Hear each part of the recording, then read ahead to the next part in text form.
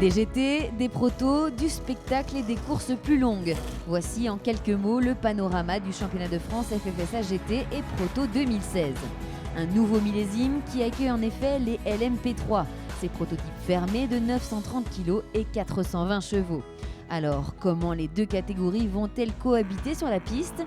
Nous sommes allés à la rencontre d'Olivier Loisy pour en savoir un peu plus. La cohabitation, elle existe déjà dans d'autres championnats entre les prototypes et les GT, qu'il s'agisse de GTE ou de GTC.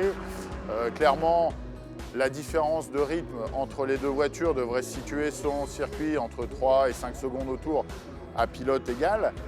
Bien évidemment, les voitures auront des phases de performance différentes, que ce soit en virage ou en ligne droite. Mais globalement, tous les gens qui roulent en championnat de France GT ou prototype sont des gens qui ont globalement une expérience importante. Donc on n'a pas véritablement d'inquiétude sur cette cohabitation. Et si 2016 est placé sous le signe de la nouveauté en ce qui concerne les autos éligibles à ce championnat de France, c'est le cas également pour le format des courses, remanié lui aussi pour le plus grand plaisir des pilotes. Depuis tout temps qu'on est passé à 3 pilotes par voiture, on a toujours eu 2 arrêts obligatoires. On va rester sur cette disposition avec 2 arrêts qui vont se situer à chaque fois au tiers de la course ou au deuxième tiers. Et sur ce week-end de Nogaro, on aura d'abord une course de 2 heures dimanche et une course d'1 heure et demie lundi après-midi. On a choisi cette durée de course également parce qu'elle propose un petit peu de spectacle et aussi de stratégie pour les ingénieurs. On verra à l'usage ce que ça donnera, mais clairement, les pilotes qui sont ici, en tout cas, sont très heureux d'avoir ce format de course nouveau.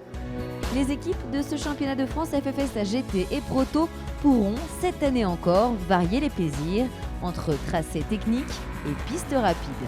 On va aller sur le circuit de l'Édonon qui est, contrairement à ici, très vallonné et très tortueux, avec, je dirais, une suite de meetings où là, on sera sur des circuits plutôt typés rapides et essentiellement des circuits de Formule 1 que sont Manicourt, Imola et le Castellet, avec un passage dans l'antre de l'endurance au Mans. Je suis heureux de revenir sur des circuits français, mais aussi de retourner sur un circuit comme Imola, où on était allé il y a 2 ans et tout le monde était très content.